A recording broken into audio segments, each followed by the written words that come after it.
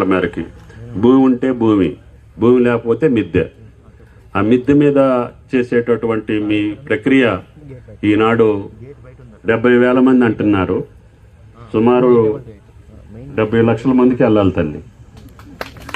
అంటే ప్రతి ఇంటిలో కూడా ఏదో ఒకటి మనం పండించుకునేటటువంటి పరిస్థితి రావాలి.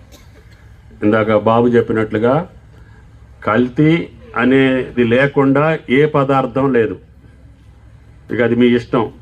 మీ పిల్లలకి మీ భర్తలకి ఏం పెడతారో మీరు ఆలోచించుకోండి. కల్తీ లేదు అనేది లేదు. అసలు టీవీ 9 చూస్తున్నారు ఈ మధ్యకాలంలో, చూస్తున్నారా తల్లి? ఎన్ని వస్తున్నాయి? మిరియాలు అంటేనేమో బొప్పాయి గింజలు వస్తున్నాయి అంట, పసుపులో, కారంలో, ఉప్పులో, ఆఖరికి గోమాత ఇచ్చేటటువంటి పాలు కూడా కల్తీ. కాబట్టి తల్లి, మహిళలందరూ